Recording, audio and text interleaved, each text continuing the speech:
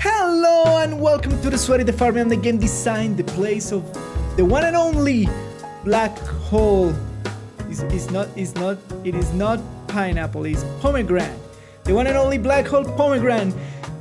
Do you wish to destroy the universe or travel through time? Get our exclusive black hole pomegranate delivered to your dimension right now. This is episode number 28. When I come around, I am the lonely gamer, the Sweaty.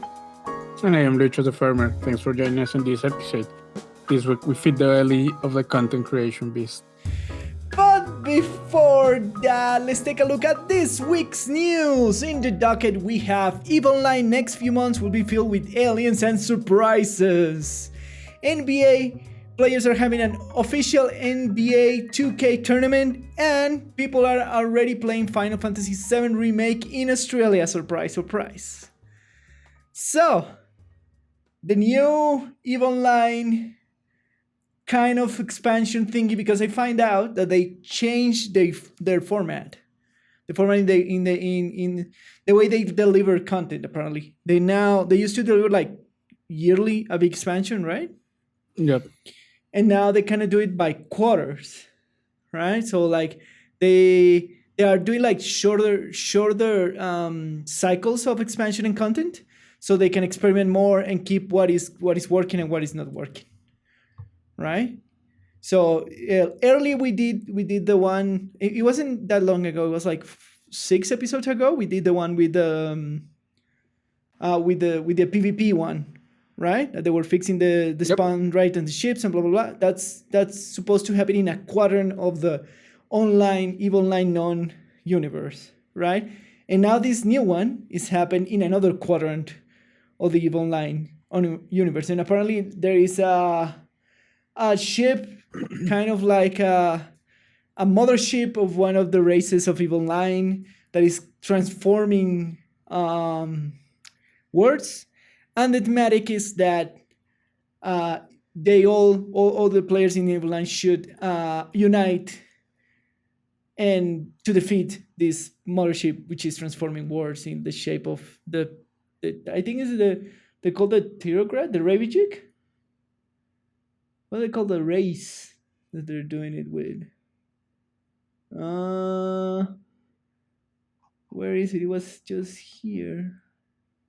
Man, I lost the race. Anyways, this is one of the races of EVE Online, one of the NPC's races. So yeah, alien invasion in EVE Online.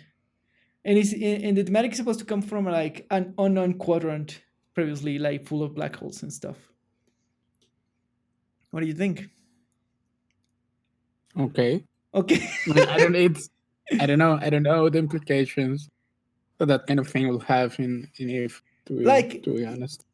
Like if we have to make the clarification that we don't play EVE Online, but we do like to follow it because it's an interesting like MMO.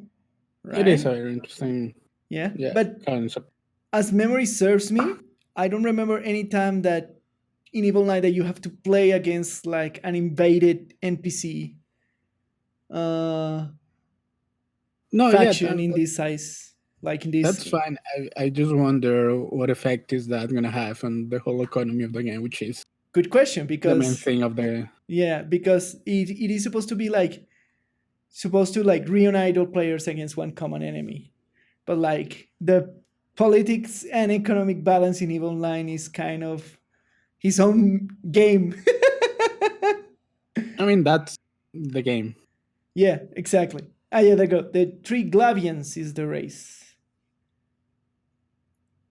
I wonder. I just wonder what effect is this kind of large scale event, I guess, going to have on the actual game. It will be interesting. It will be interesting down the line how much resources and everything get lost fighting the new threat. And of course the expansion bring like new battleships and new like mini system updates and that sort of stuff. Sure. Yeah. Like, I guess the normal expansion stuff that if players will expect. Yeah. So what do you think of these more like shorter approaches to content? That is interesting. I guess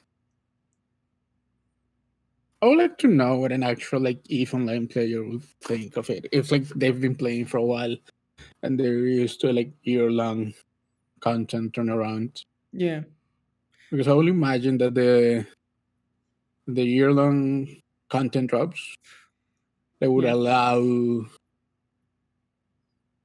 like the whole market thing to reach like an stability point. Yeah. And I wonder if the shorter content drops are gonna disrupt it too much, or they don't expect it. They don't expect any disruption at all. That would be Because interesting point of that's the thing about if is it's kind of a long-term game. Yeah, about the economy and investing and doing certain stuff. But thinking of like I was thinking it in terms of World of Warcraft last time, because technically in World of Warcraft we have biannual big content drops, right? But I was thinking about it was like kind of really. not, because they have like the patches, like Yeah, between what, it's 3 the point that patches? like you can think of the big drops in WoW, like the big patches, the big content drops are the right drop, because those are the ones that kind of reset the whole economy in a sense. Yeah. It's not completely resetted, but like all the big patches come with raids, and usually they come like with new materials, new recipes, new gathering stuff. Yeah, the whole shebang. Yeah. So it's kind of a mini reset of the gathering professions and that kind of stuff. So if you think about it, it's really it's not short, but it's not super long. Yes. Kind of in the middle. All right. Yeah. Like we have biannual, like big new big expansions. But effectively I feel like each new red tier, the economy gets like you get kind of a new fresh start. Because you like get as you saw reset. with this latest expansion, you get usually new actions to reputation with that have rewards. So everyone starts kind of a ground zero there. If you have kept up with the expansion, you have flying and all the shenanigans and all the stuff. Yes. But for the new raid, everyone starts from zero. You have to gear up again from the beginning. Yes. So it's kind of a shorter content drop. So will you like more, like what do you prefer? I think the question is, what do you prefer? You prefer shorter time between content drops or longer and more chunky content drops? Or I like the in-between option. What? I like the in-between option. The in-between option, like kind of not too long but not too short drops. Like what do you say? I mean, what is the correct time? Is like what? Destiny 2 seasons? 3-4 months? No, it depends. No, it depends on the game. It depends from the game. Like there is no absolute answer. All right. I like the 6 months kind of drop for WoW, because it gives you a lot of time to like raid progression without being in a rush. Yes. Because the raids in WoW they became kind of useless for power progression. Yeah, correct. Yeah. So like the 6-month turnaround like gives you a couple of months to actually progress without like having to rush and investing crazy amounts of time. You know what I mean? Yep. Yeah. But that totally fits WoW time. Like that wouldn't work for Warframe. Warframe needs more often drops of content. Yeah. So it depends on the game. Because they don't have that big thing that is gonna last for a couple of months. They have like when was the last time when they did like a big content drop? Right now with the Scarlet Spear. But that have been like, I feel like that content has been like slow. Well, it has been like paced, right? Because we have like the prologue, and then we have a little bit of other things. The Scarlet Spear, that's the big content. All right. It's an event that should last for 4-5 weeks. They extended an extra week after they made some changes, and the first week was kind of rocky. Oh, okay. So it depends on the game, basically. It definitely depends on the game. I don't know what the Destiny 2 community, for example, would like to have. Super quick 3, but if you think in Destiny, like there is no much, I don't know. I don't know. Maybe, I'm just saying, yeah. I don't know what the community will prefer. And Yeah. because the raids in Destiny, they don't become obsolete. Yeah. So in a sense, you could expect them to live longer. have a little bit of larger turnarounds than Warframe, because you still have content to do, Technically arguably speaking. Yeah. speaking. Yeah. Fair enough. Huh. Interesting. Anyway, And apparently, like things like the PvP thing that is the Trials of Osiris right now. not the trial, the other thing. What other PvP thing? Name another PvP thing. Crucible. The No. What other PvP thing? Name all the PvP things in Destiny. Yeah. Crucible and Trials of Osiris. No. That's all the two. No, what is it? No. The Lord, the banner, the wolves thingy, the Iron Wolves, the Iron Lords. The Iron Wolves. Yeah, that is a thing. Like that is a recurring thing that comes once a month, I think, or something like that. Once a month. Yes. So, yeah. Yeah. I don't know what the right thing for Destiny is, because I've never been really in the loop for Destiny more than like I have played, but I've never been. Try it. Yeah. And we played consistently, but we were not rating. So, and I feel like we were not like doing cutting edge content. Fair enough. Yeah. Like on a regular basis. Like I completed a dungeon a couple of times. Like when we played the expansion, I forget the name. We completed a dungeon a couple of times, but it wasn't a weekly affair for us. Fair enough. Which is the thing that I'll consider like a consistent. Correct.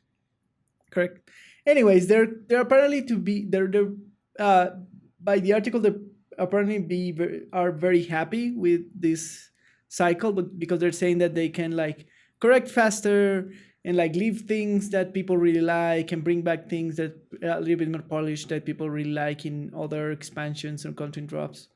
So they seems happy with it. It's fine. Yeah, and more content is always good, especially for EVE players. Anyways, moving on to our next news. NBA players are having an official NBA 2K tournament with like actually NBA stars. So what do you think about like now all the sports will be electronic for the foreseeable future? Yeah, I mean we talked about this a couple of weeks ago. Yeah. Do you think it will get like now my question is, do you think it will be actually like bring more eyes to the esports scene? Maybe, but I don't think those eyes matter. You don't think those eyes matter? You don't think you can transition those eyes to like being regular? Nope.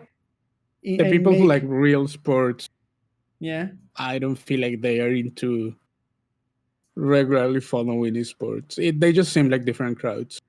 But are not like fans at the end of the day of sports when you know like the but the appeal is different.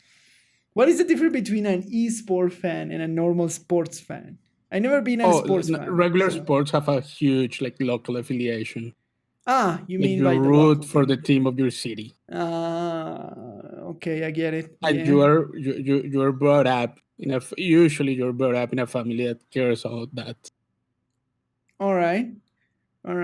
What if they tried that on esports? For example, like a lot of the part of the Overwatch esport. That hasn't really. Like I know that they're trying to mimic like the classical model. Yeah. But that hasn't catch up anywhere really. Like not in the US. Like really, you see people just cheering for their quote unquote local. Yeah. Because, I mean, if you go to like an American city with a big sports team, like all the stores will have like merchandise, and you will see flags and people. You know, it's kind of everywhere. Yes. Even if it is not a professional player, like a professional team, even just for college team. Yes. So that thing is all the time shown to people. So they build up some kind of link with the home team. Yeah, and you think we cannot like create or recreate something like that in sports? Oh yeah, but that requires a Time. bigger investment of money and time than All right, fair what enough. any esport is doing now. Yeah, Like for as big as esports are, they have nothing against real sports but we in can terms only of like, hope that someday esports will be as big. does it does it really matter? Well, it's just like I don't know. I for me, I think it's better for like professional gamers that dedicates the life to this. Is like any eyes and support that they can get extra is good for them. I think Yeah, that's but I don't. my only thing, and like it makes the game better for the players too because they pay more attention. Well, there's an argument there. That's a Yeah. stretch. No, don't go there. Yeah, yeah. That's kind of But bullshit. anyways, it's for like for the actual players, like to be recognized and to be like well treated, because when They're he's well treated in the community. kind of it's hard for an esport it's hard for an esport player, like professional esport player, like to retire as a professional sports player will do. It is hard for a lot of professional sports players to retire. It is the same. Like That's what you tell. if you're not a big if you're not a big star in a Yeah, big team, in a yeah, professional team, yeah. your retirement could be not that good. Oh, fair enough. So it's the same problem. I think was kind of like It it is. is. It is just that the lifespan of the like by the way that sports, Yeah, regular like classical sports or esports work is the like the useful quote unquote, and that sounds horrible, life of the athlete is super short, that is true. and like most of the professional players are not big stars, so they're not making that much money, to be fair. And unless they're like super smart, like saving and investing money, Yeah. they're not gonna have a good retirement. Hmm. All right. Anyways, And maybe. think out like all the professional soccer players in the world. Most of Oh them yeah, yeah, don't make a lot of money. Like they yeah, make a good living, yeah. They get but yeah, their careers end at 30, 35 years old at yeah, most. kind of yeah, and then transition to coaches or teachers or something like Either that. that or to something adjacent, Yeah, but the best bet for them is to just be financially smart. that is true. That is definitely true. And that's like 99% of professional athletes. Like the ones that are not like the Superstars. Michael Jordan or Yeah. like the big names in sports, All right. Fair enough. Fair enough. But I still, me as a esport fan, I will always like to be better and have more eyes on it and be more popular. But we'll see. Maybe it'll happen. Maybe not. you have to realize something. More eyes doesn't mean that actual players are gonna make more money. Yeah. No, well, more popular than that will like make like the players have better deals and that sort of stuff. Because that had Sometimes happened. it That had depends. happened. No, it Like depends. that did happen in the like League of Legends league when they started that they were paid like very little and now they actually have like good salaries and stuff. So in the time that Yeah, it but became more again, popular. it's not. Again, think about how regular sports work. Yeah, yeah. A lot of I the know. players don't have really good deals. Like, yeah, like they can live. They're professionals. Yeah, yeah. They're not struggling for money while they're playing. Yeah. So I don't think they're gonna be better off than professional Well, athletes, and that's not really a good life. Like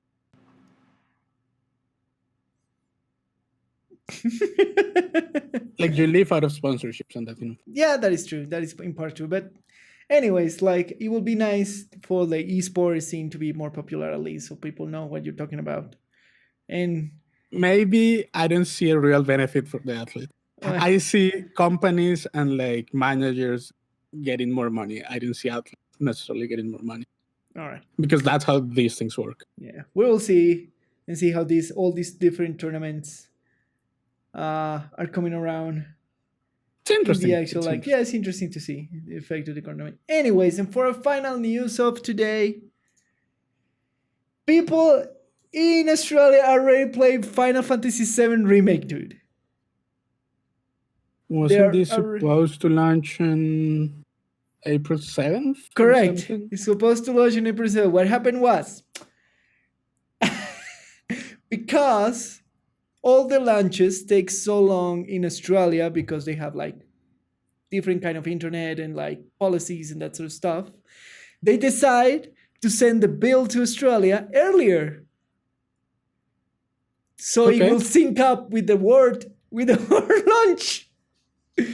And for some reason or error or something like that, they just send the complete game and give access to everybody. And now people are just streaming the Final Fantasy VII Remake like a week earlier, something like that, from the global release. So for the first time in history of video games, Australia got like a world release a week earlier than everybody else in the rest of the world. They always have to wait like a week or 2 days or 3 days to get the releases down there. Sure. So my friend, and it's funny because they send this and then Square Enix realize and they start sending polite emails telling them not to stream it, not to spoil it. Yeah, but it was too late. Yeah, and it was like already up like clearly all over the internet. So I haven't seen any spoilers. Is this gonna be a PS? What is this, a PS4? PS something? I don't know if it's an exclusive. Is it an exclusive? I think so.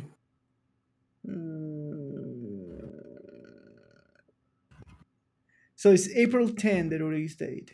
Well, April 10th. Yeah, I remember reading something about the getting ready to preload or some stuff like that.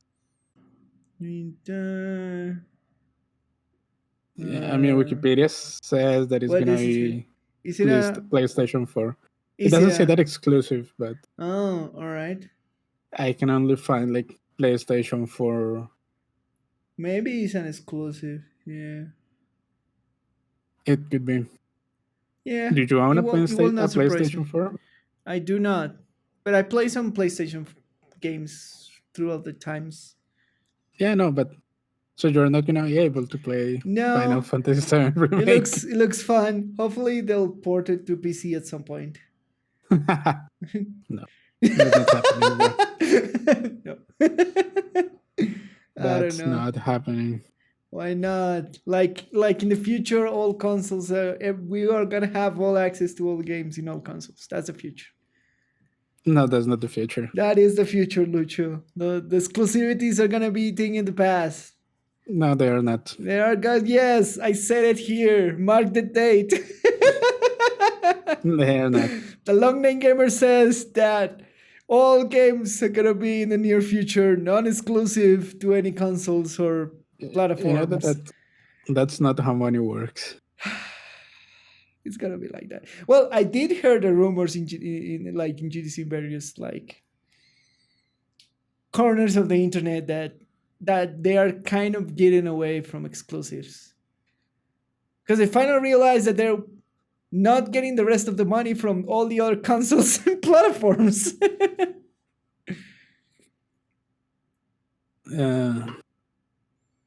Yeah, but like usually exclusive games get money from the company that owns the console.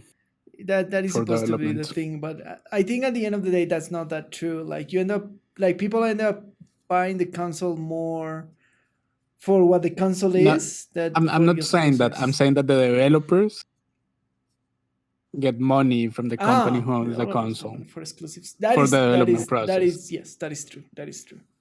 Yeah, so I'm not talking about the consumers. That doesn't matter. Yeah, that's not the important thing. Maybe it could be like if you're a company, that's not important. Yeah, that could happen. Yeah. But maybe it is hard to tell unless like a critical mass of developers start like moving away to either independent publishing houses or like working more independently, Yeah.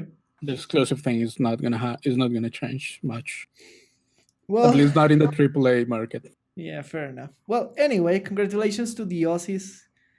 They Yeah. have. I'm just saying you cannot compete with Sony's and Microsoft money. Well, that is true. It is what It is what it is. it is. What it is. It is what it is. Anyways, and that's all our news for today. So now we move to our deep dive. And first of all, our disclaimer. This question here based on our own opinions and our own in-game experience. Whatever is said here could be like false or not completely true, or we can get some things not completely right.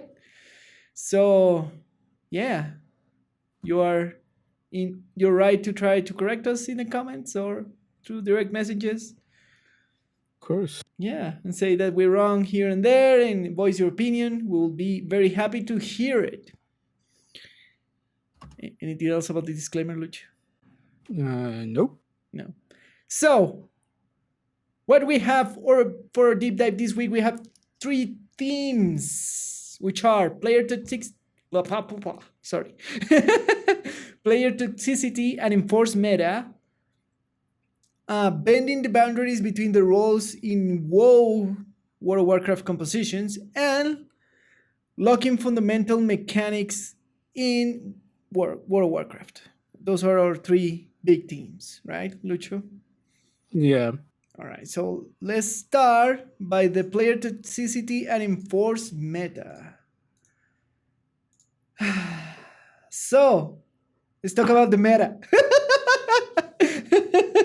Which you had like saying that it's bad because they tried to go meta and then like I tried to impose meta to somebody else and you're telling me like, oh no, you shouldn't do that. Just let people you should definitely not do that. That's an let people move. play however they want to play, and then I Yeah. feel bad because I want to try to like help people and you But like, that's not helpful.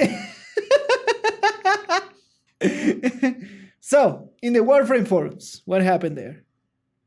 Lucho? No, okay. So basically, we have, and I don't want to read the whole. Yeah, don't read the whole thing. It's fairly long. Yeah.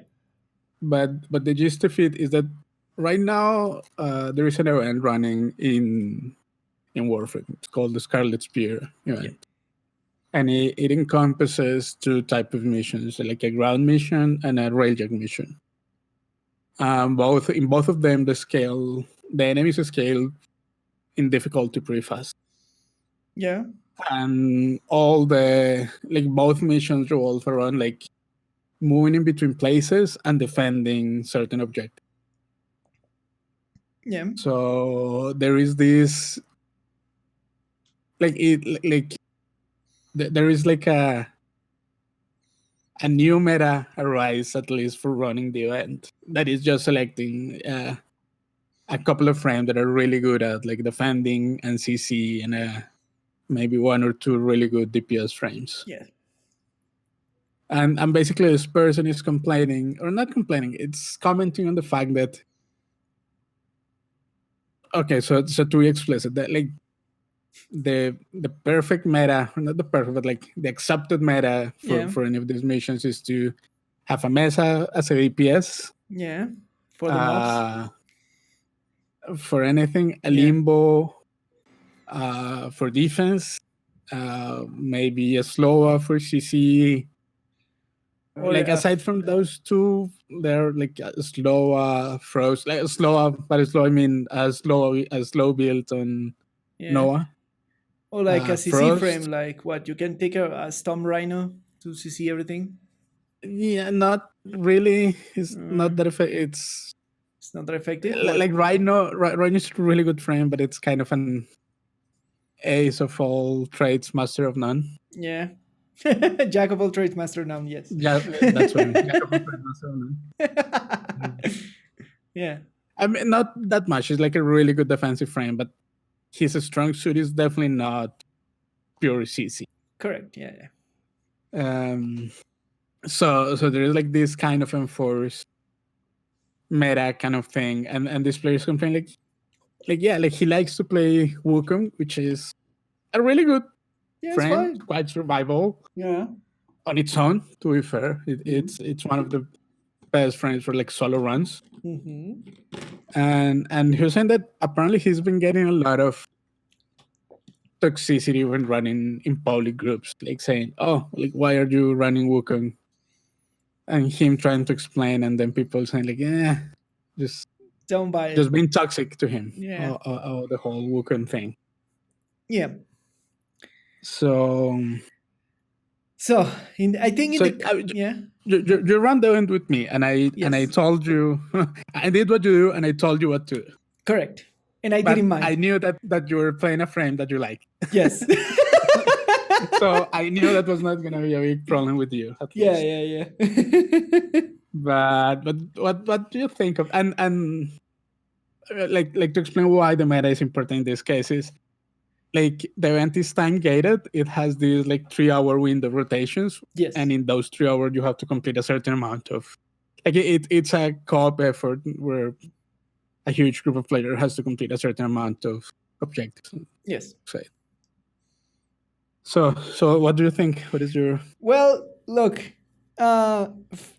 first it's like metas sometimes are gonna happen. Like it's inevitable at certain points. They are always gonna happen. I acknowledge. Yeah. Warframe has been very so far has been very kind to not have like hard metas. Like the majority of frames can do the majority of things in Warframe. Right? For what is my experience, right?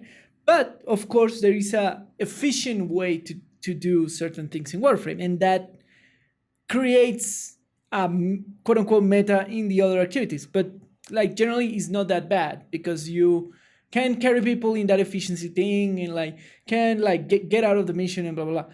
But I think this turned out toxic because it is a very good event and it's time gated. So people want to be as efficient as they can to do it in the time that they have to do it, right? That creates an additional pressure, right? Because you can do the majority of things in Warframe being inefficient because you know that you can keep doing it the next week and the next week and whatever, right? You can farm stuff without any worry. I think that's one point that happened with this event, right? Because of that, it creates an additional pressure over the players to be very efficient at doing these new Scarlet Spear runs, right? But the other things like, man, it's a thing about the community, right? And it's difficult to address because like you are a free player, right? And if you want to enforce your meta in your groups, you are in your right to enforce a meta in your groups and invite or not invite whoever you want, right? That is your right as a player. Yes. Right? Yes. Yeah. The problem is when that becomes the norm. That's the problem in the community. I agree with that, but yeah. One of the positive things about the Warframe community is that they're pretty flexible and they're pretty inclusive. So for most of the things, they don't enforce, like they don't force you to anything. And there is this weird thing, like the only thing where that happens is when hunting idols. I didn't get to like properly hunt the idols, but when it started, there was a kind of a clear meta, right? You need to vote. There still is a pretty clear meta. Like, all right, yeah, but nobody did somebody complain about it? I don't think anyone has complained about it. I've never heard that really. Yeah, but there is a established meta. Like it's just the most efficient team is again a bolt, a harrow, any healing frame. Yeah, probably a Trinity. And a DPS and like Chroma. Above a DPS self-buffing Warframe. That used to be Chroma, used to be the best one, but like with some of the changes, Rhino is completely viable, Titan is viable. So So that DPS self-buffing role is pretty open. It's pretty flexible. All right, yeah.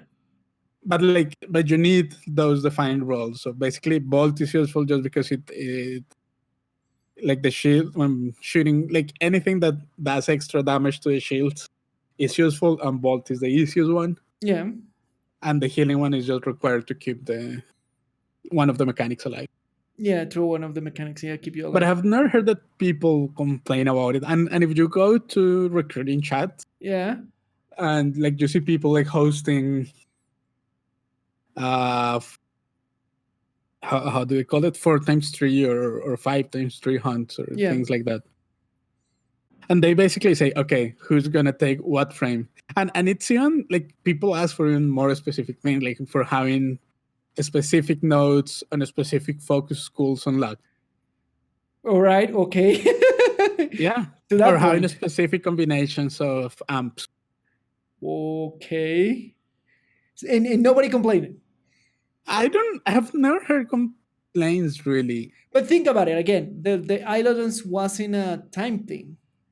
You can still go and hunt. It is not time, but it's one of those. Yeah, it's not. It's not a time thing. Like that's a thing that you can do anything. Yes. But that's a fair point.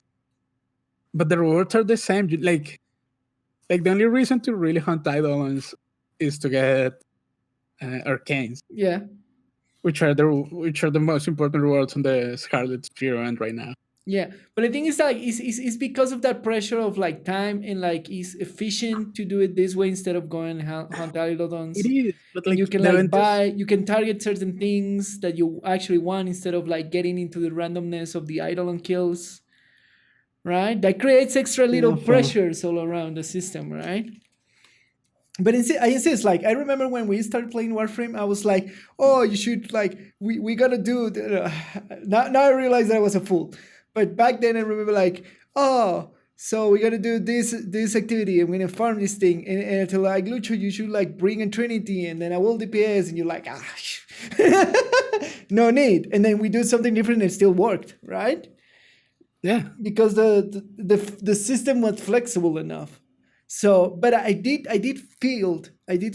felt in this event that like the scalability of the event was pretty harsh and pretty fast.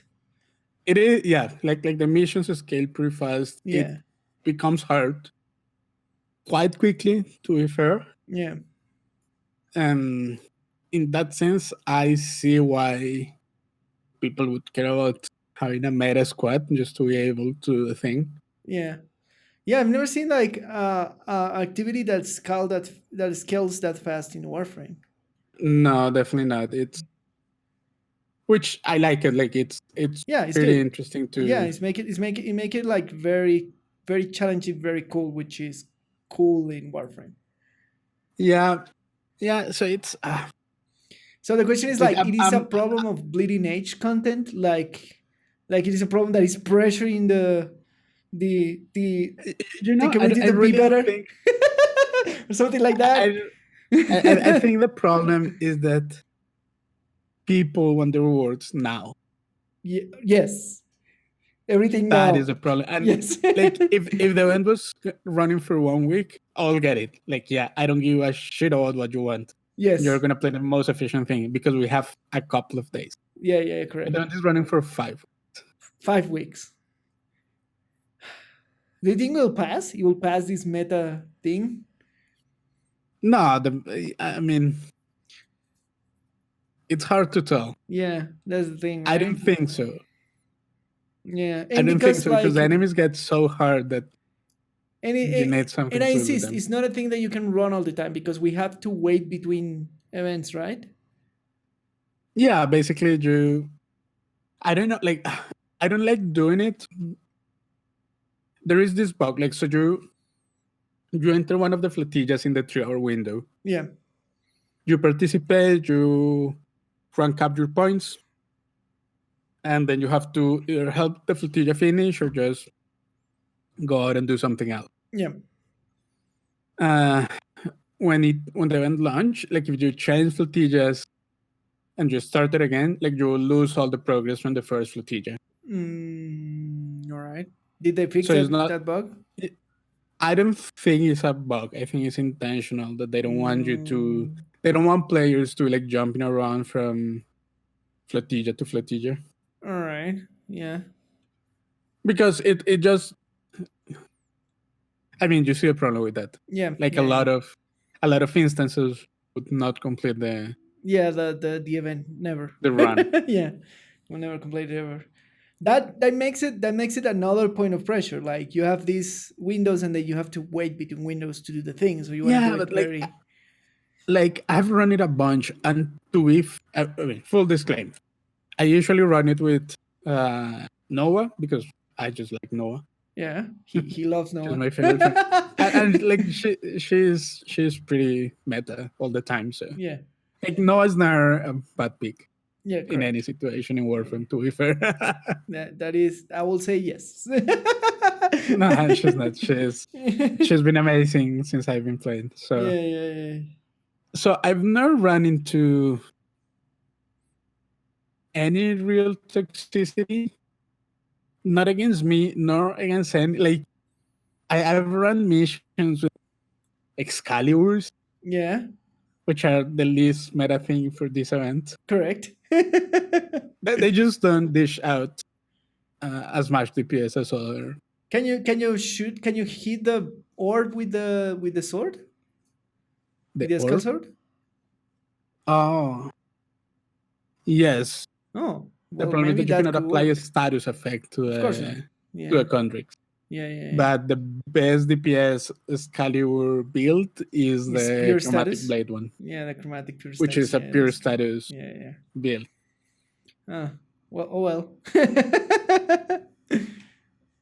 All right. So So you have had no problems at all. I have running had this. no problems, and I haven't seen that much toxicity. That's what I was kind of surprised by this post. Yeah. post. It's, I don't know. It is like the other thing is that when I run the space mission, I usually do it as limbo, Yeah. but that's just because my railjack is not that good, and I feel like I'm just piggy, like up, like riding around other people's ships, and just like then Yeah. if I'm not gonna do much, I better be useful. Yeah. Fair enough. Especially because you get a lot of intrinsic points out of those runs. Yeah. I imagine like being part of a crew. I did get a lot Yeah. when I was running in your radio. Yeah. So I usually run as Limbo or as Noah, and those two never get that much hate Right. on the current meta. So the question is like, is it meta bad? I don't think meta is bad. Meta is not bad. The problem is that when you're doing on itself, no. Yeah, on itself, no. Like, it is interesting that you need some requirements to do certain things in the game, right? That's okay, right? You need to invest some little bit more time to do certain things in a good way, right? The problem is when the meta becomes toxic inside the community. I think that is definitely bad. If somebody's judging, like at the end of the day, you as a player have the right to do whatever you want, right? Even in a game like Magic the Gathering, yes, of course there is a meta, and there's always a meta of like top decks that are performing super well. But you can enter any event with a pile, and nobody's gonna say anything about it, right? But because of Warframe is a cooperative game, that might be a problem. Like if you bring a pile and you are in kind of a serious activity, the performance of your partners is gonna be affected by your pile. That will be like the best example that I could get, and that's when enforcing meta becomes a thing because of that. Right? Because it's gonna, like in any other activity in Warframe, it doesn't matter.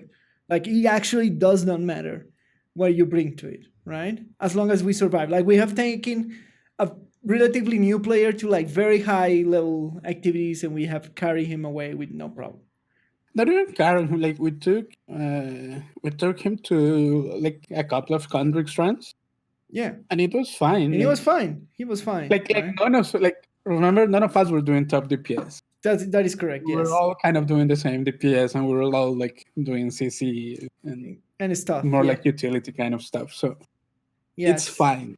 So I think it's the nature of the activity because he's super high scaling. Like even if we take him like at the end he was dying not that much though, but he wasn't No, that bad because we too were like pulling a lot of weight. But I don't know, man. Like I still don't feel it. I still don't feel. I understand the necessity of a DPS and a my crowd my my, control frame, my but problem is that it feels bad. Like imagine that you're this player and and you really yeah, like one non-meta frame right now and like Banshee, for example. I do whatever. like that frame a lot, but it's not meta in any way, shape, or form. And you get kick of the group. So you go to recruiting chat, you say like you look for the hosting mission, like people hosting missions. Yeah, They look at you, they ask you, can you, why are you going this? And you say blah blah blah, and then they just kick you out, and it happens a couple of times. It feels bad. yeah, that feels definitely bad. And that's the whole point of toxicity is it's not cool to make players feel bad, Yeah, I don't especially know. for a co-op game. Yeah, I don't know. I feel like Warframe has always been like a friendly, kind of a friendly game in those terms. It has Yeah. always been. Yeah. I agree, and I'm really accommodating when Yeah, like I usually enforce metas. I abide by them when I'm doing certain things. But yeah, we do not mind. But then again, we have like the flexibility that we play a lot of different frames. I don't know if that will make a difference, right? it is it's more than the flexibility. It's just about like out of principle kind of thing. Yeah. Like More because than like yeah. it's more than it's not because you don't have the meta frames. It's because like Warframe, I believe, should be a game where just play whatever you want. It's Yeah. fine. And that's been like the core philosophy of this game. So Which yeah, so which I like. yeah, I think that's the thing. Like what changed what did change in this event to make such a turn? I think that's the big question that we should answer. I think it's a combination of stuff. It's a combination of pressure of times. People want to be efficient. I I don't know if think there I was think like a content creator. This guy was asking if there was a content creator, kind of saying like, there's always been like I there remember there's are, always been of like course there always are. Brosime or iFlean or somebody. Don't even Uh mention those guys to me. why? What happened? I don't know. I feel like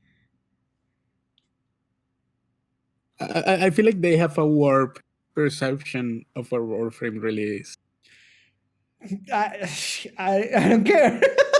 Like, if that, but then to my point is like they always do like kind of fishing guides for doing X or Y activity.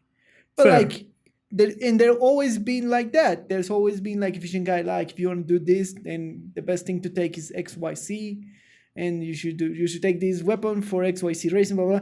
But that's never been a problem in the 7 years of Warframe, right? Mm, that was one of the big problems with trials, actually. With trials, Yeah.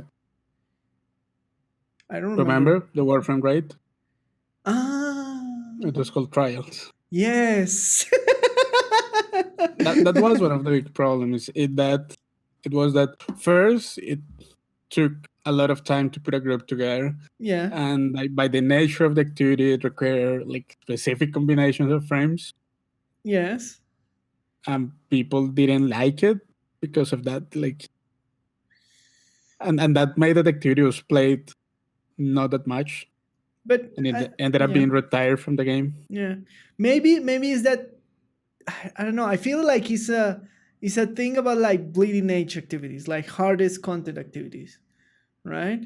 I feel like they're with this activity they kind of tied the screws. The same with the raid. Like if you're going to a raid, you need to do certain things and be prepared in certain way to go and do it. Be able to do it, right? Yes, Right? yes, but it was like the trial requirements were like really specific. Okay. But So it that's sounds weird for problematic. Like yeah. All right. that is problematic. Okay. You need to have Like for like example, when we're writing WoW, they yeah. don't require us to play a specific class or spec. Yeah. They only require us for us to be prepared. Yeah, Technically. but that's Yeah. just buy stuff. Yes. Yes. Yes. Yes. But you can gear up any spec in any class that you want, And go and do it. Yes, that is true. and they will accept you on the right. Yeah, that is true. That's not But true for already in guilds, but for yes, ours, that is that's not true true, for and that's writing what I games. like. Yeah. So why is it why is the Warframe community turning toxic because of this? What do you think it is? First, I don't think it's that toxic, to be fair. Uh, You've been doing a but I lot of think runs, I right? don't know why people don't like farming eidolons. I like the fights. They're not that hard, to be honest. I remember when we were going to farm Eidolons, I Yeah, did the chroma build. I finished the chroma build and we never got we did like one run, like one idol, I think. yeah, you needed to get used to to a build Yeah, and correctly. I still needed to build a specific weapon for it. Yeah, a specific sniper to Yeah, the specific put sniper. out Yeah. the. Yeah, but that's. I feel like like arcanes in Warframe are this kind of weird quote unquote reward that it's like the end game reward is the hardest thing to come around. Yeah. Well, is it like then I will ask you, is it the one that gives you ribbon? Isn't that the hardest thing to do, technically speaking? Riven, the The sortie. sorties, yeah.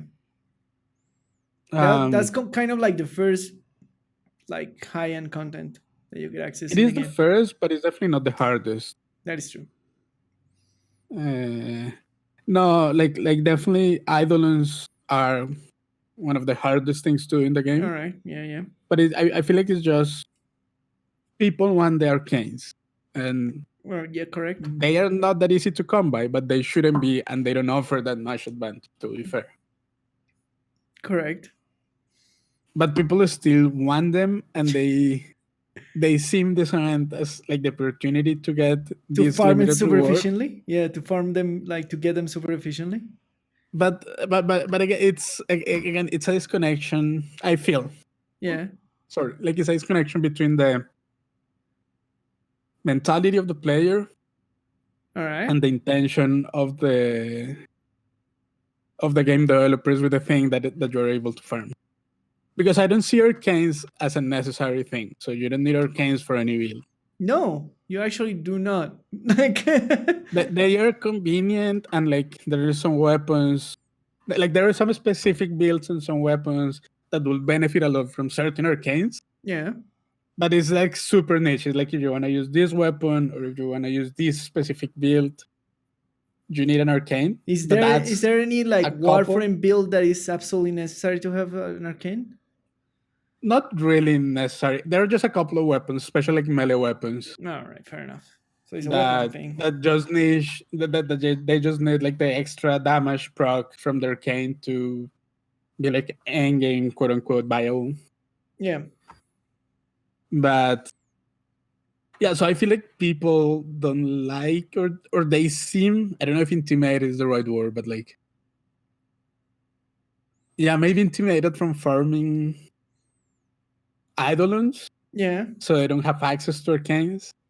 And they feel like the event is the only way to access them, but that is not true.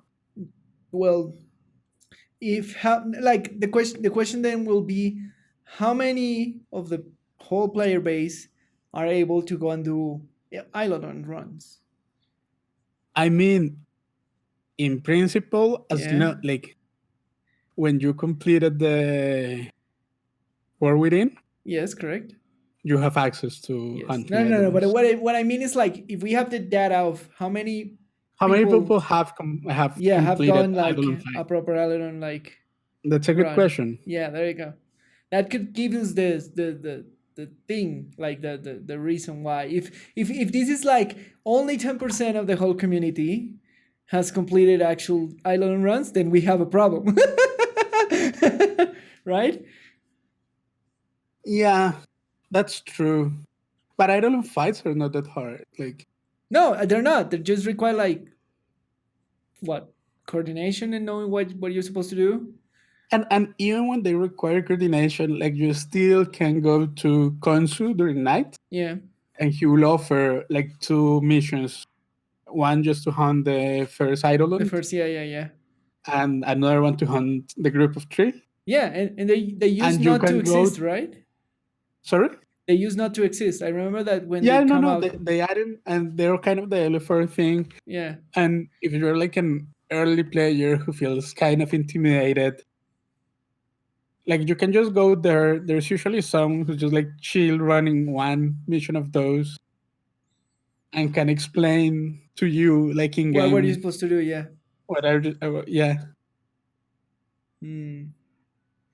And like when you feel more confident, like and you have focus a little bit of when you have farmed a little bit of focus and stuff, and you have better amps, Equipment. Yams. Yeah. especially amps. That's the biggest thing. You can go to a pre-made group, and like you see a lot of this like crazy. Let's hunt 5 sets of 3 eidolons per night in like Yeah. per half an hour cycle. Super runs. Yeah. But there are a lot of people hunting like 3 sets or like two chill sets. Yeah. On recurring chat, you see them. Yeah. So I don't think is that. I don't know. Maybe I'm biased. Yeah, Like, we I don't know. cannot We don't tell at have this point. we don't have the data. It will be interesting if we can get that data. Of how Oh yeah, many- if I had to guess, probably not a lot of people have completed the. So there you go. That's your answer. If we operate to those assumptions, then that creates a lot of pressure of the rest of the community Yeah, but it's in a relatively fake pressure. easy way to get those arcane rare kind of rewards. Yeah, but it's fake pressure. Clearly, it's fake pressure. I'm not saying like it's a real pressure, but people like shiny things. They do. There we go. So yeah, I think I think at the end of like this thing is like we haven't felt this, but we are in a very advantaged position, dare I say, because Yeah, definitely. we fall into the meta, right? I love Mesa and I will play Mesa forever in Warframe, and you play Nova, which is a good CC frame. Yeah. So maybe we're not seeing it, right? Like this Yeah, I dude mean, even mentioned like, oh, they check they asked me for my build, and I was like, what the fuck? Oh. I've never in the whole time playing Warframe, I've never asked me for a build when I'm being in recurring chat. Also, to be fair, I have quote unquote decent build for most of the frames. So if someone asks me for a specific thing, Yeah, that's the other I thing. can accommodate and I don't mind it. Yeah, we have a bunch of like frame builds that we have done through the times for doing like certain things. So we're kind of flexible in that way, right? We have And farming, there are just a couple of frames that I really don't like, but you're kind of like think about it. Like what do we have at hand? We have like, for example, if I think from the top of my head, is like I have Necros for farming resources. I have Mesa for DPS and high level. I have Loki for doing like high level stuff that doesn't require much interaction. I have Frost for CC. I have a specific CC Frost build, and a Rhino CC build kind of that works. I think the only thing that I don't have in terms of build is like a support build. And I was thinking about building like Wisp because I really did like her a lot, and that would be like considered kind of like a support frame in those terms. yeah. So we are kind of like privileged in that sense that we have like the flexibility to grab anything we need, and we don't mind it, right? Yeah, I don't mind it for the most part, but if I have to, like for example, Harrow is another one of the like meta for hunting eidolons. Yeah. and I really don't like playing Harrow, but if I have to, I'll do it. All right, fair enough. Yeah. I was trying to think in something like that, like what frame. I don't enjoy that much chroma, but it's okay. For example, I haven't played enough Chroma yeah, to know if I really like it. it's okay. It's a I only chunky boy. use it to kill orb mothers. Oh, cool. I don't know. He's a chunky boy and he's okay, but he doesn't have anything fancy. It is a really tanky boy. Yeah. So. So I think in conclusion is like we as personally don't find it that bad, and we say to the community, don't be idiots. Yeah, don't be assholes. Just Yeah, let that's people do whatever they want. it. Don't be It's assholes. fine. Yeah, as long as you have two, like, what do you realistically need for this? You need somebody who deals damage to the actual orb, but that can be done between everybody, and that shouldn't be a problem as long as you have like a good weapon that does damage, right? You need and a good CC is required just because And a good at CC high is required. levels anything is just gonna one shot you. melt you, yeah, and that's it, right? That's all you need, right? You need something that deals a lot of damage, some kind of frame that kills stuff, because you need to kill the what is the name, the thingies, the enemies of Sentient. the because you need to kill the sentients to open the actual orb, and that's it. You need those two things. So a DPS frame and a CC frame, and the rest is whatever, right? So don't be dicks. Don't be assholes. Just you let don't need people like super play meta whatever stuff. they want. Yeah, there's always gonna be a dude, because Mesa is a very popular frame for DPS. Giving an example, and there's always gonna be either like what are the popular CC frames? Nova is super popular CC frame. Yeah, no, Limbo is super popular. It's not that popular. It's not that popular, but yeah, it's a pain in the ass, but it's super useful. Frost is very popular, like and it can be a CC frame. It can like froze things for a long time if you build it for that. Yeah, Frost is popular because it's super easy to get. Yeah, and like getting a good build is. And like you can very easily do a CC build for Frost, like just having like a lot of duration on your ultimate, and you froze a lot of things, and you put the glove, and that slows the enemies a lot. So there you go.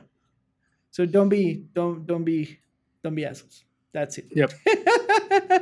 All right, for the next topic. Role identity and flexibility in World of Warcraft. So the conversation. So tell us about it, Lucho. Yeah, so this is basically, and this is more relevant to like dungeons, like to mythic dungeons. Yeah. I feel like than raiding.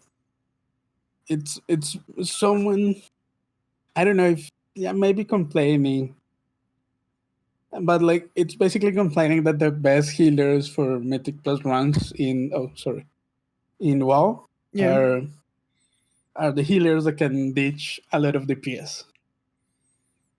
And the same for tanks. Like they don't mention it, but they talk out healers.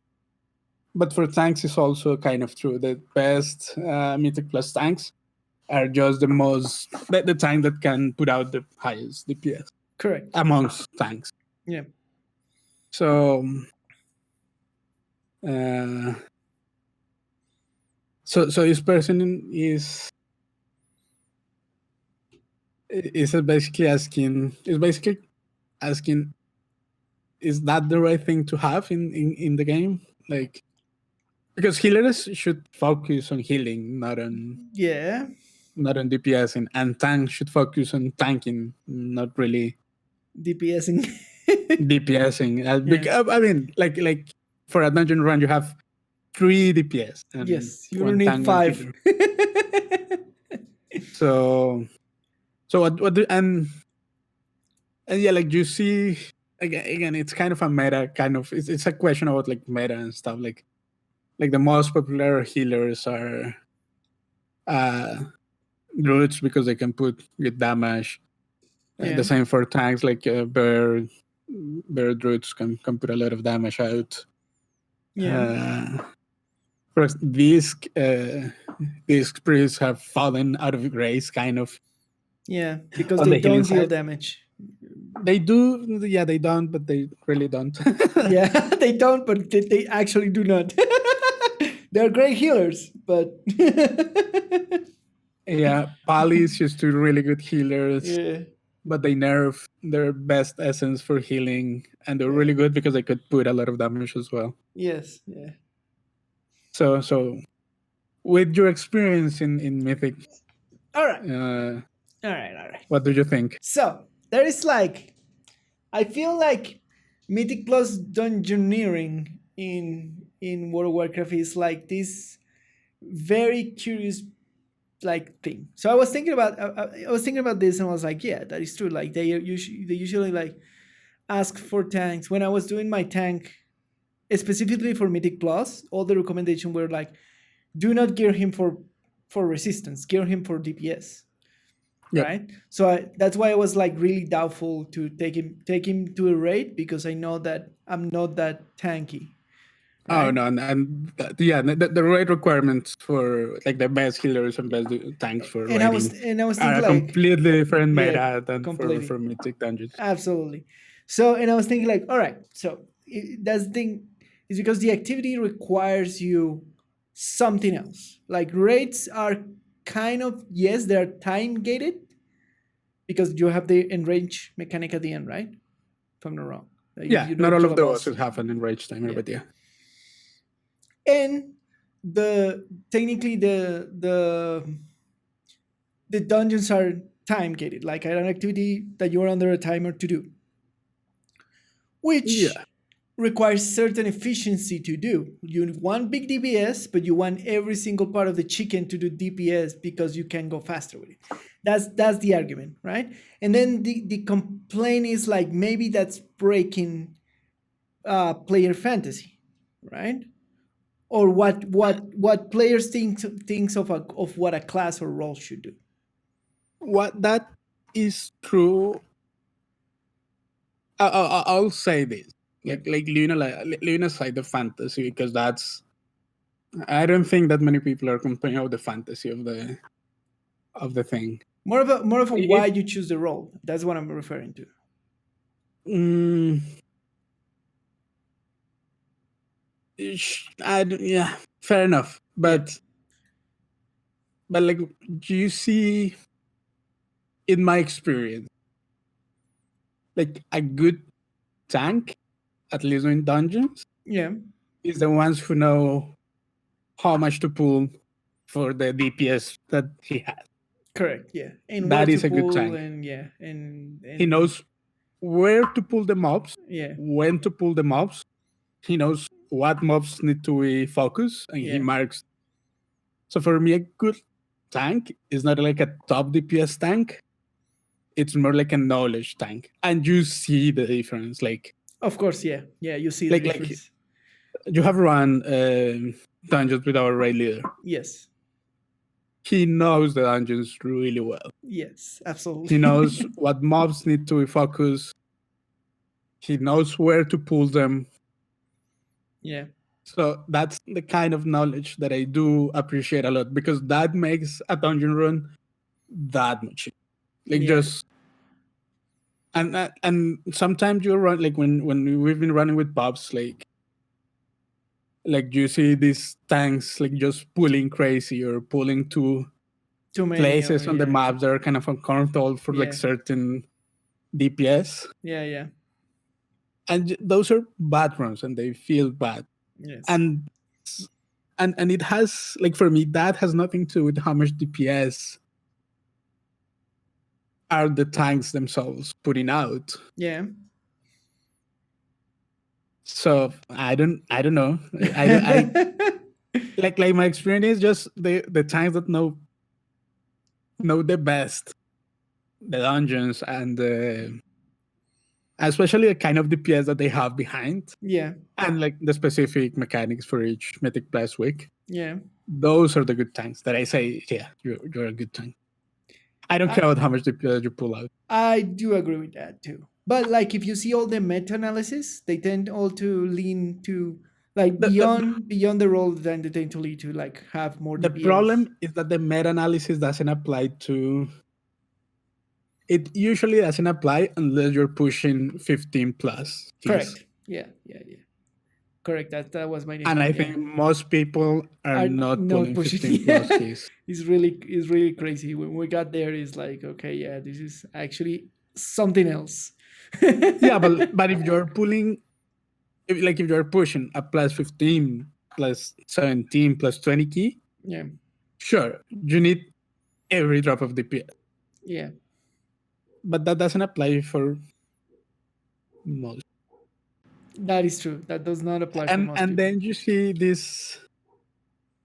Then again, the meta has this problem of all these people or videos and content creators Yes. and things saying, yeah, the best Mythic Plus is this spec. And they say it knowing that, yeah, maybe they're pushing like plus 15s, plus 20s every week. Yeah. And then people try to do that. Is like, yeah, but you really don't have the knowledge, or your knowledge is not as solid. Yeah. And then it's kind of like wasted DPS because the healer is Because dying all the time, and without healer, rip. you're not doing your job properly, so it doesn't matter if you have like a good DPS. Yeah, so that's like I use this forum post as kind of, I don't really agree with this person that it should be completely separated, because I do see the cases where you apply Yeah. is when you're pushing super high keys, Yes. but I believe that's not most of the community. That is true. And like in the majority of meta-analysis that I see in Mythic Plus, they always clarify that what are they like running in terms of data? Where are they going to draw data? And they say like, oh, this is the meta for like plus 15, Of course, etc. they do clarify it, but you know Yeah. how people are. I know. People are not I just sensitive want to say thinking. that they do clarify. Like They do. it's not the fault of the creators. Nah, nah, It's not completely the nah, fault of the creators. nah. They have to do content, man. They have to. Here we are. I'm not pushing any meta. We gotta push the game design meta. Yeah, but I try not to consume and not to produce any like build kind of content or like that kind of thing. Fair enough. But again, like even if the content creators do this claim that most people are gonna say, yeah, I'm just gonna pull crazy and I can carry the dungeon run. And like most of the time, not. Yeah. Midi Plus is it's like a very particular, I insist, it's a very particular beast in the game. Yeah. But definitely what you're saying is completely true. Like if the tank doesn't know what he's doing and the healer is not healing properly, you just It doesn't matter. Yeah. Like it doesn't matter how much DPS they're putting out. Yeah. Like at some point you're not gonna. Yeah, like I personally prefer a healer that is doing 0 damage but is keeping everybody alive. That a healer that is doing damage, dude. And I prefer a tank who knows what mobs to focus and how to kite the mobs when like the modifier for the dungeons require kiting and that kind of stuff. Yeah. I prefer that 100 times than like a super DPS tank. And we do have we do have friends that are tanks that like cold. He sometimes does more DPS than me, but he's a good tank. Like it's not that they don't. Yeah, but like I don't value him as a tank. Yeah, because of the DPS damage. that he does. Yeah, that's the point. That he actually knows the dungeons and like he is good pulling mobs. And, yes. Like, and he's good at keeping himself alive, for example. And I was thinking about this last time while I was playing Overwatch, man, because it's exactly the same thing. Like I was thinking about it, I was like, oh man, it's the same problem in Overwatch. Like I get really upset when I play support because I love playing support in Overwatch when I get stats of DPS. Right? When I get like top damage or top kills, and I'm like, what are they doing? I get really happy when I have like just healing in the game, right? It's And it was it's similar, but it's yeah, and different. like it was a similar things. Like yeah, I prefer like and me when I'm playing other roles, I prefer that the healer is actually keeping me alive, that he is like doing like the plays and killing people in the other thing or whatever. It's the same situation, right? Then Kind of. so I think the thing is like you should actually learn your role and what you're doing, and it's more important that you do your thing correctly that you do DPS, right? The other thing I is extra, right? The other thing is extra gains, but you should first have a really and solid thing. you should eventually, like, you would eventually learn that, like, after running a couple of times, most of the dungeons with most of the modifiers, Yeah, like, you'll learn the paths to pull and all yeah, that and stuff, as a and then healer, you can focus on DPSing. yeah, and as a healer, you'll learn the windows that you have when you don't heal. Yeah. You don't have to heal that much, and you can actually like cast all the spells and that sort of stuff. Yeah. So yeah, I think at the end of like you do not have to have DPS. Like you have And to play your role right. That I think that's the thing of this I discussion. I I agree, and to that extent, I will somehow prefer maybe the roles to be better delimited. In what sense? That absolutely remove damage from healers? Not absolutely remove it, but like reduce it to a point where it's non-significant. Okay. Huh. I don't know Like about that. if that will force people to learn better the important roles that are tanks and healers, Well, I'm for it. uh, I don't know. Like it's difficult because you wanna give flavor to the role, right?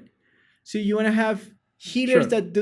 that does different stuff, right? You And yeah. like if you remove that part of it, that a healer can DPS in certain shape, way, or form, you remove kind of a design space of this particular role. When you can Maybe. have like when you can like be rewarded with DPS because you're doing good healer or something like that, right? And again, I will put you in example because I don't know much of the healing roles in WoW, not as deeply as I will imagine. But I will put you an example of Overwatch. There's that there is healers in Overwatch that only heal, but that there's healers in Overwatch that have a little bit more edge in doing DPS, right? Yeah, but it's a terrible example. Or Well, it it's was not the a good closest because I comparison to don't WoW. know. I don't know very deeply the healing. I think of the healing in WoW like in two different axes. So Yeah. you have the scale between burst healing and healing over time, Yes. Correct. and the other axis that you have is the single target Single healing and and mass. AoE healing. All right. Yeah. Yeah. And you have those two axes of space to move your healers around. All right. Yeah. Yeah. Interesting.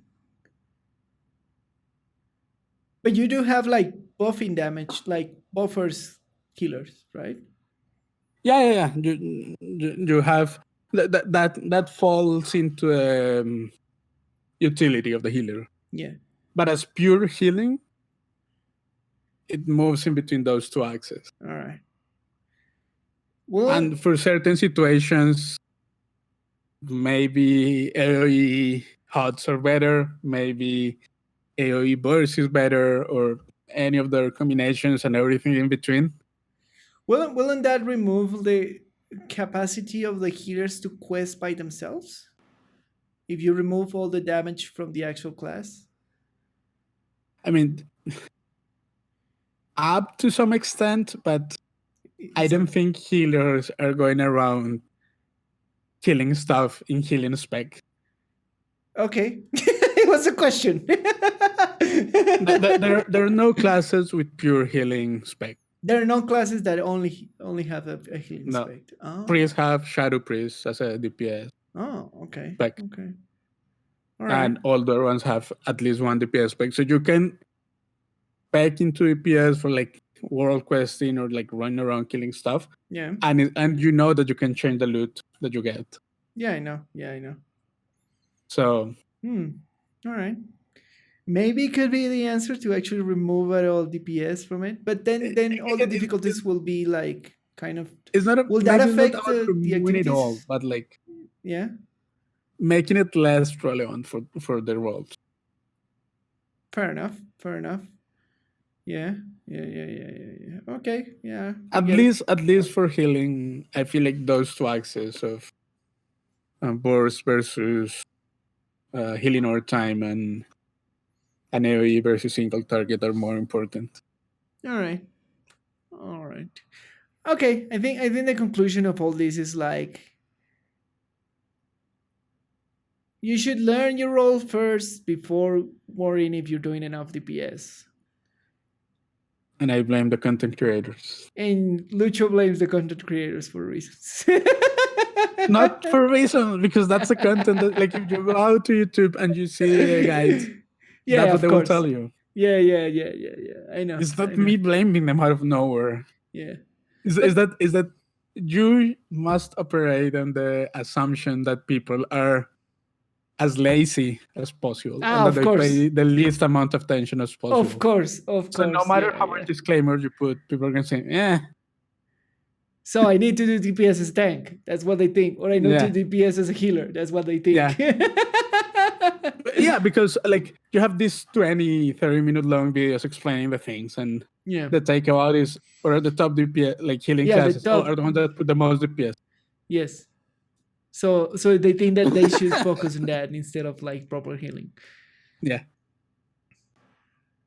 Fair enough. Anyways, moving on to our final topic.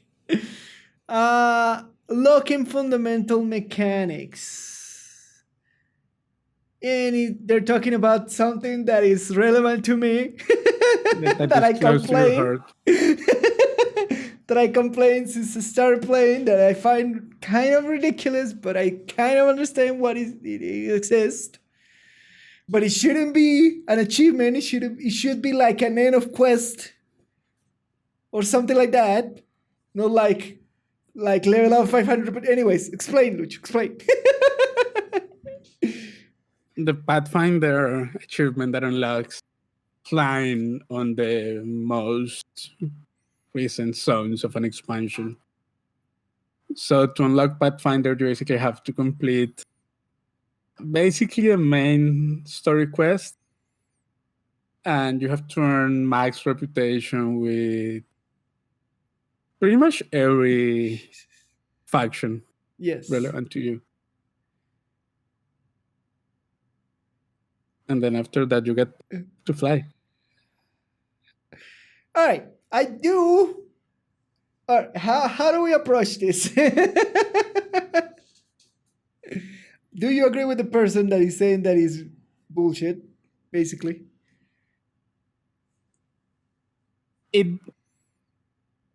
Yes and no.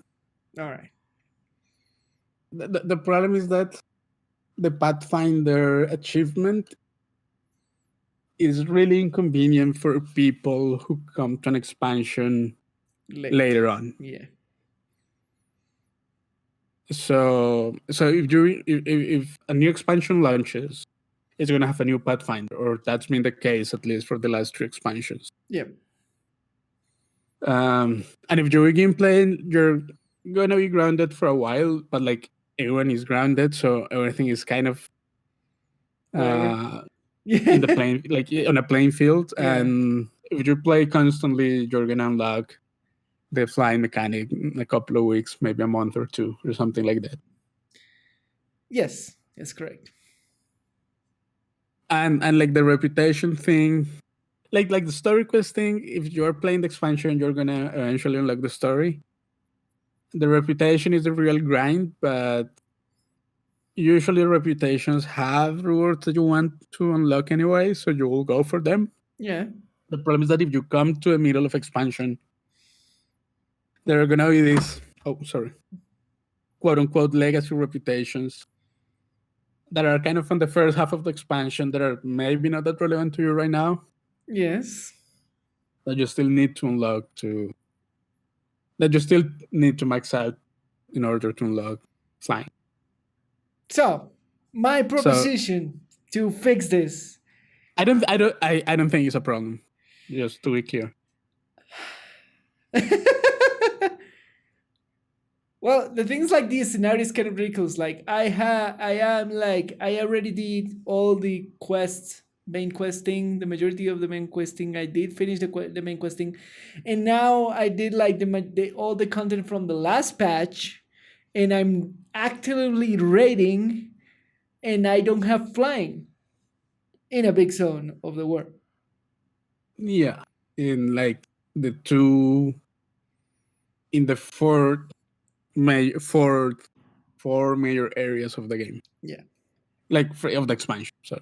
So I've been punished because I didn't start playing BFA from like the beginning when they launch. I have to say that I disagree with you because I play at the beginning Yeah. a little bit. Yeah. I didn't unlock Pathfinder at the time. Yeah. And I unlocked it when I came back playing with you. Oh, really? Yeah. Like when we started playing together. How did you unlock it first than me? Ah, because you play a little bit in the back. Did you have like? Because I do grind. I have come to a serious conclusion. All right. Yes. I am a more consistent grinder than you. I will say okay. Yes. That's why you're the farmer. I will not argue that. Yeah. Yeah, but that's why I do have those things. Okay. Like honest to God, like when we started playing together, I haven't like the only thing that I was caught up with was the story quest. Fair enough. Okay. But I hadn't farmed any of the reputations really to Exalted. Wow. Okay. It was once you reach max level with your first character that I started playing back my main character, which is the hunter. Yeah. Then at that point I said, okay, I'm gonna sit down and unlock flying. Okay. So I had a little bit of advantage compared to you. Yes. But it wasn't that much. I just grinded it. But the grind is too ridiculous, dude. It is not that bad. And if you do it like you know that each week there are these bonus experience things. Each week there are bonus experiences. What do you mean? Yeah, for different activities. So one week you'll have a bonus experience from Battlegrounds, another week you'll have a bonus experience from. Yes. So, and if you catch. Oh, what happened? Those and you like crazy. Yeah. You will advance a little bit faster. And then if you keep in mind when the Dark Moon Fairy is around, and you grab the experience bonus and you go farm reputation, it's gonna give you a little bit more. No, I didn't know. Well, so if you do it a little, like if you do it smart, yeah, you can do it in. I think the Mechagon was the one that took me the longest to unlock because it doesn't have world quests; it only has daily missions. Yes. So that one is like fairly low, but the Najator one and the other ones have world quests and those are not fairly. They come more often than just daily missions. So I did was right in trying to like go for Najator for Mechagon first. All right. Yeah, that's the lowest grinding one. So I want to say I unlocked it. Then I will ask at the end of 8.2. Then I will ask you: does this journey make sense, and does it flow? Because one problem is like if you start from the expansion and then you go through the exploration, the questing, and blah blah blah, and then you normally unlock things, then that's okay, right? The problem is when you get in the middle, when you come in the middle of the expansion, if you don't have any way to catch up to the Pathfinder, maybe it is a problem. It is. I don't think it is an inconvenience for sure because I was inconvenienced by that. Yes. It is inconvenient. I don't disagree with that. There you go. But I don't think it's that bad. either. Right. So the things like there is no like for everything else in for the majority of things in World of Warcraft there is catch up things that you can do.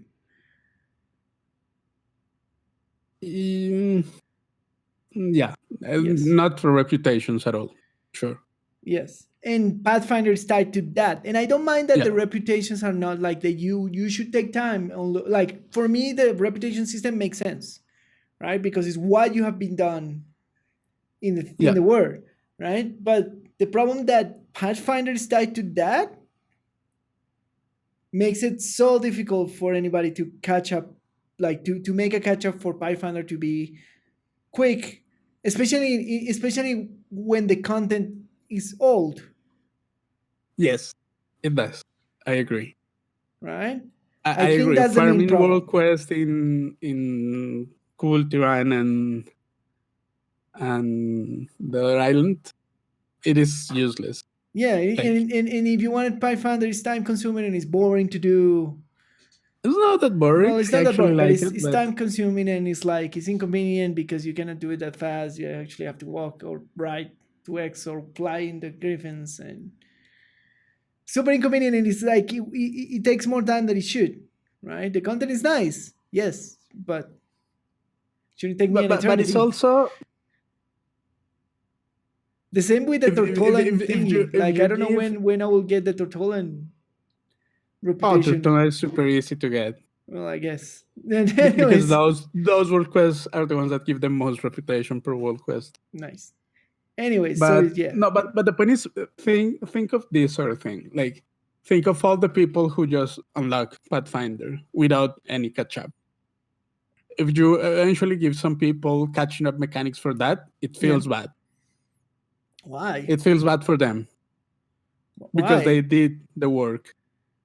So they played from the beginning. They did the journey, which is important thing. Yeah, but it's about doing it is an achievement. Like you cannot devalue achievements in the game. Can you meet him halfway there and then give him less speed on the fly if you do a catch up? But then what is the purpose? No, that's super weird. Just trying things here. Just trying that ideas. That is inconsistent. That's not. That feels just weird. Like you just give if you did catch up in Pathfinder, just give me like 100% speed. That's it. Like the speed. I will take the speed of a mount on the ground, on the air, while I do the rest of things to get the actual Pathfinder and get the 200 speed percent. I think it's 200, 300, the full speed thingy. 300, there you go. Or something like that. I would be okay with that. I still have to do the work, but it's far less like forever. Like, what speed does a griffin have? A flying griffin? Like the one that you take from pad to pad? Oh, I think those are faster than flying? Than actually flying, yeah. All right, cool. But it's still very convenient to go into a straight line to whatever I have to do.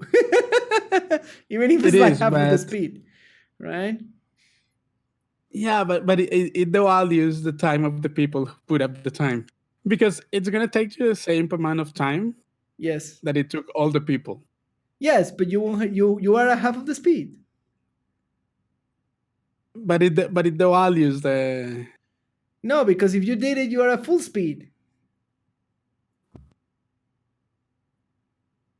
It still feels kind of shitting. Just So what is the solution that you will put for the catch-up players? Oh, I don't think Pathfinder needs catch up because it's not directly linked to power. It's a quality of life thing. Yes. And they have put catch up mechanics for power. So a couple of weeks ago, they introduced the essence catch up thing. Yes, I know. Which is fair enough because that is a big part of the power progression in the expansion. Yes. So will you not put like any help for the Pathfinder problem? No, especially because Pathfinder is quality of life. It's a huge quality of life, but what about double the XP in all patch zones for the reputation?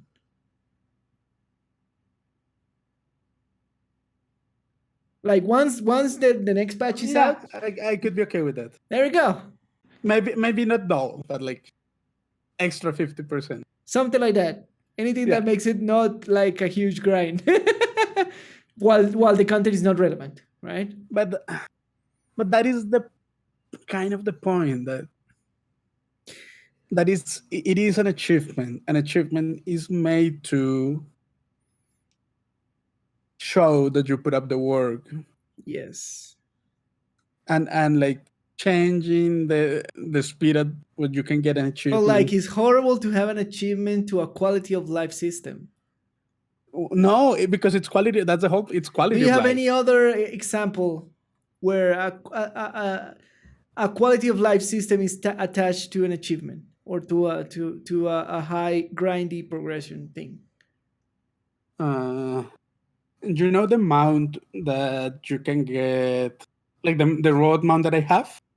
The what? It's like a big mecha thing that flies around. Yes. You can pick up herbs without dismounting that harvester. Cool.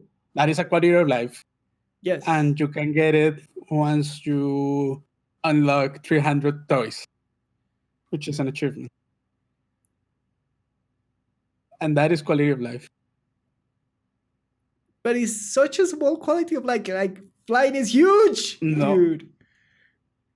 Dismounting for guiding herbs, it's such a, like, being able to stay in the mount to gather herbs, it makes life so much faster when you're making money. So you're okay with like quality of life so much stuff faster attached to big grinds of achievements?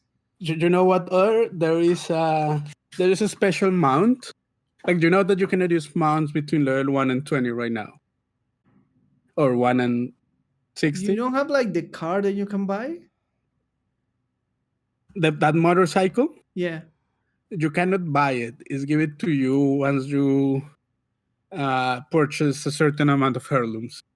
And that is in an achievement. That is an achievement. And that is a quality of life thing that only benefits you when you're leveling up other characters and just at the beginning of the process.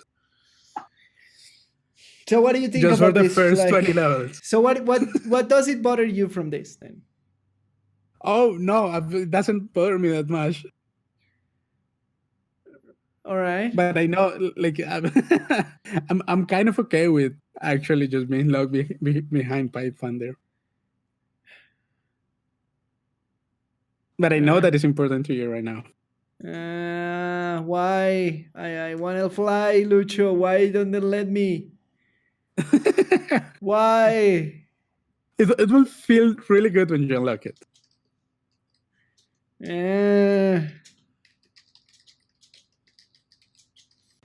No? But why? Like, Mechagon is taking me so long. Oh, because you're not doing your dailies every day. I hate you. But that's the kind of thing. Like, no, like for the people who unlock it, like, yeah, you know that they did the grind. Yes. And it took them weeks to do it. Yes. And just think, like, if you can get it faster, if it values the time that those players put into that. Yeah. Does it not? I guess. You guess? I went flying now. Yeah, it's not about the instant reward. It's about doing your homework every day. I hate you. Why? I did grind it. I know. I've been. The thing is, like, well, I just want to be convenient. Like, I do desire as a human being things to be convenient, and I understand that. Like, I understand my own desire of things to be convenient, but I am willing to do the job. The thing is, like, then do it. It's not that attractive to do. There's so much fun things to do in World of Warcraft, like running dungeons, going to all raids, and that just going and do mindless quests just for a bar to fill up and finally have flying. Sure, you put up a good podcast in the background and go for the grind. But I want to do nice, cool stuff in the game. You want instant gratification. as anybody does. I'm only human. But I do look at the end.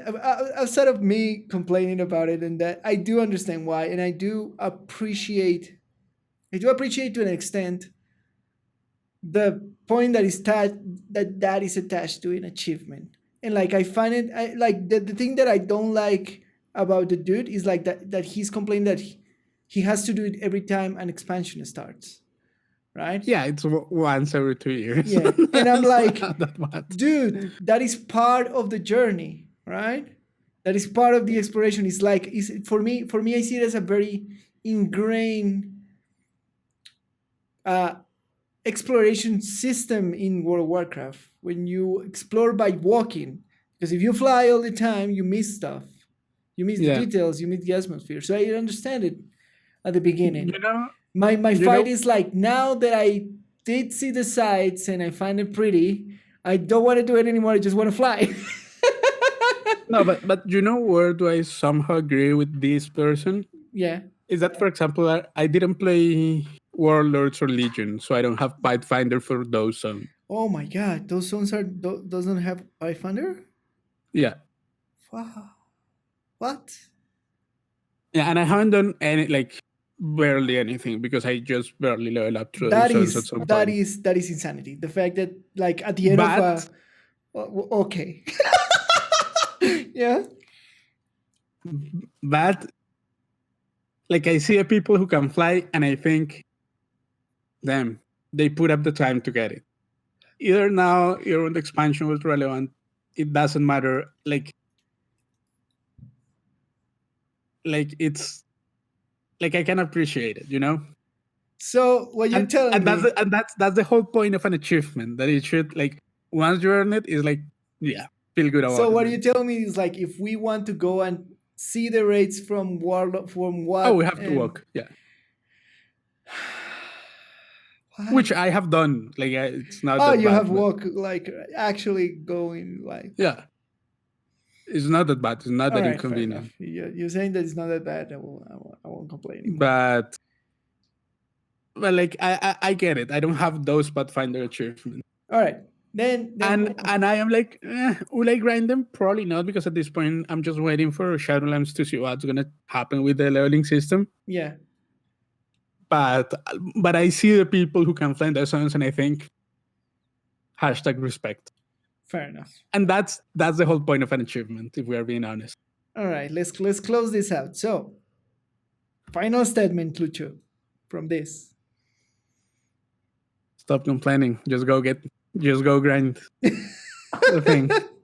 For me, yeah, I agree with Lucho. I find it like infinitely inconvenient, but to the other point, is like it hasn't stopped me from enjoying the game.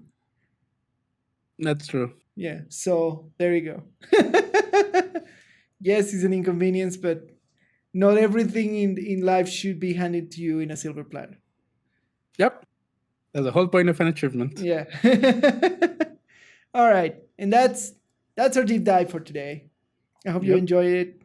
And now we move to our audience questions and feedback. Remember, if you want to ask us something in this about the podcast or the stream, or about our lives, maybe yeah.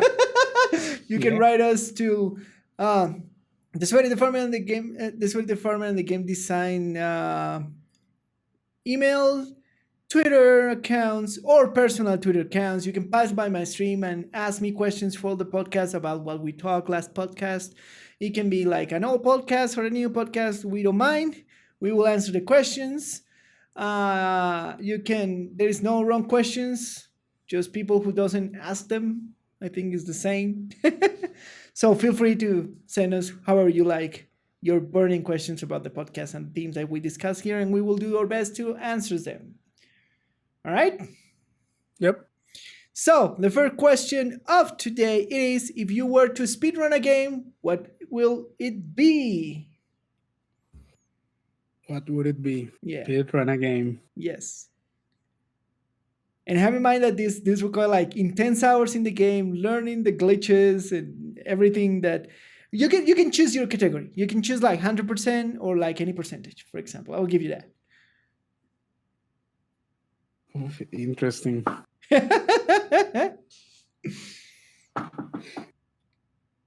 Wow. What?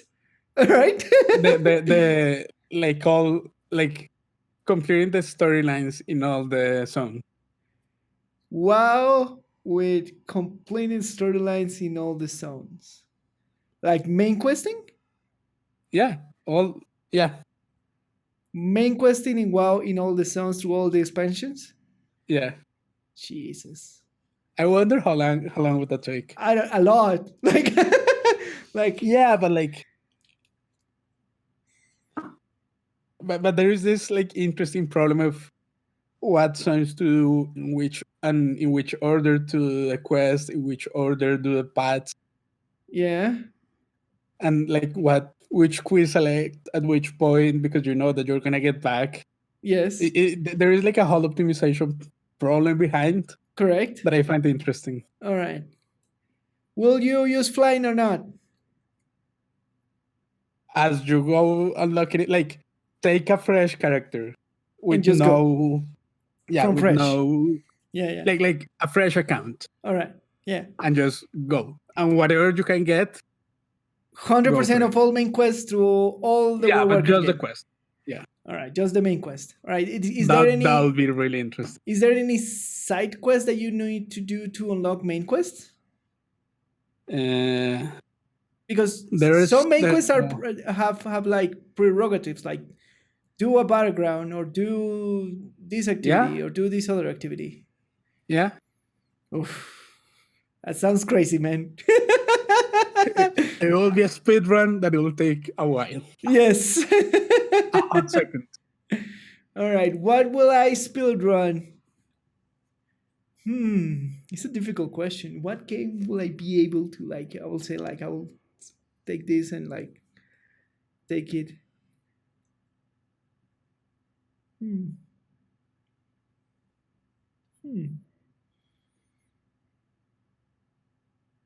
I don't know. I will go with Banjo-Kazooie. Okay. From the N64. No. I will go for Jet for Germany for the N64. Okay. Yeah. Even more obscure. And I will probably go for any percentage. So I will try to do just pure speed. Yes. I will try to go for any percentage with precision and speed. It's a very cool game. I really love that game. Like I think 3 years ago, I did download an emulator of 64 here on my computer, and I played that game. I do have N64 down in my storage basement with those games. I have Jet for Jeremy, Banjo-Kazooie, Donkey Kong Country, and Mario 64 and Ocarina of Time. So I'll be able to actually do it analog, right? Nice. Yes, and I love Jet for Gemini. It was one of my favorite games from the N64. There you go. All right. Our second question of the week is, what version of a classic game will you make? Talking about like WoW classic stuff. Like WoW classic. Yes. Black and White 2. Black and White. That game sounds familiar. It is like a simulation. Like, isn't it like a god simulator or something like that? A god. Yeah, there you go. And you have like these pets that are like heroes. Yeah. It's so weird. Like, but I love that game. I play it. I love it. Like the later islands in the game get super hard. And I cannot get that game anywhere. And I would love to have like a classic version of that game. Of the Black and White? Who are the owners? Maxis? Yeah, but I think they disappeared. Like they don't exist anymore. Maxis did disappear. Who ended up with the IP rights? I don't know. I think EA must have the IP rights. They Yeah. do have the IP rights for The Sims, right? yeah. So probably they buy the entire package. Probably. No, it was developed by Lionhead Studios. Lionhead Studios. That's the Yeah. defunct Fable Studios. Yep. So who ended up with those rights? Microsoft, I think. Maybe Microsoft. It's really hard to tell. Yeah. Rest in peace, Lionhead. We will never know. Yeah. Yeah, but I would love to have a classic version of Black and White too, just because I love the game. I played when I was in high school. Yeah. I find the concept super weird. The mask, like the little mascots that you could have, were just crazy. Yeah. And it falls into like this kind of sim category that I really like.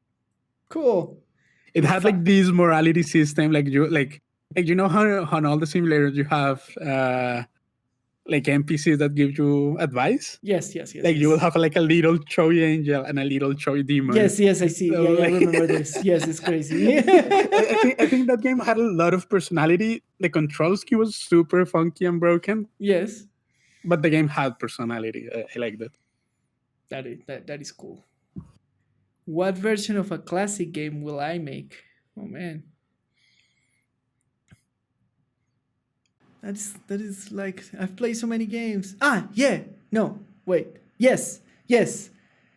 No. Will that count? Will be that more of a remake? There's this old FPS game which is called Blood.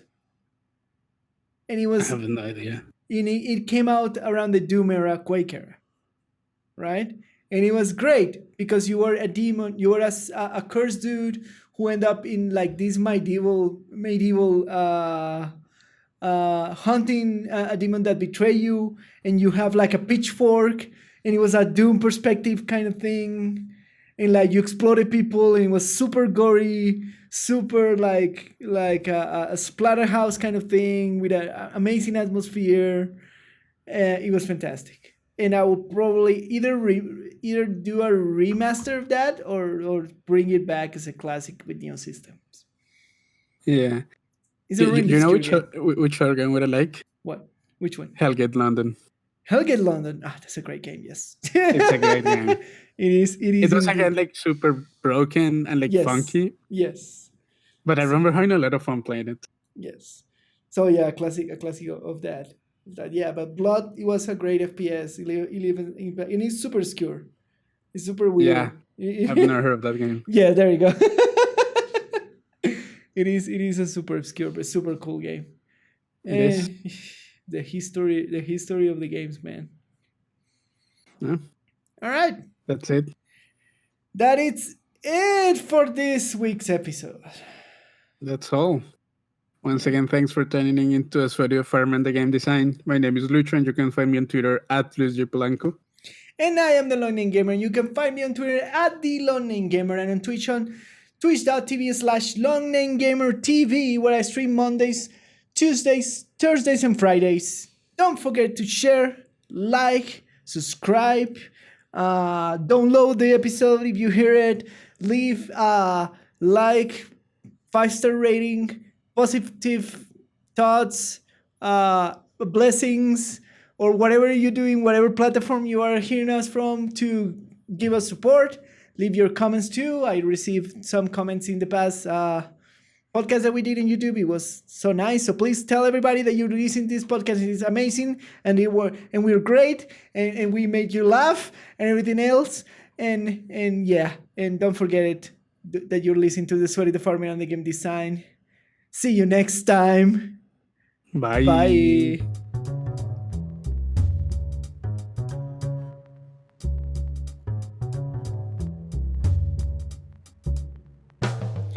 And did you know this amazing fruit, the pomegranate, has antioxidant, antiviral, and anti-tumor properties, and are said to be a good source of vitamins, especially A, C, and E, as well as folic acid. Yeah, and this amazing fruit consists of 3 times as many antioxidants as both wine or green tea. So if you're a fan of tea, as I am, maybe pomegranate is a good thing to pick up, and you won't have any tumors anytime soon, I guess. Yeah, and the French term for pomegranate grenade has given its name to a military grenade. And pomegranate shrubs grow from 6 up to 10 meters or 20 to 33 feet in height and have multiple spiny branches. Spiny branch. So there are grenades. There are grenades. The pomegranates are grenades. They go boom. Yep. So have you had this fruit? Yeah. Yeah? I don't remember if I've had it. Is that granadilla or they're like closer? They're close. They're from the same family? I think so. Yeah. The fruit is delicious. They're from the same family. They're not that close. Pomegranates are a little bit sweeter than... Really? Oh my god. Now I want to get one. I want to get a pomegranate. Lucho, bring me one. They're really tasty. Yes, I really like them. pomegranate. Like in salad, like you open the thing, you take all the little seeds. red things. Yeah. And toss them in salad, they're really good.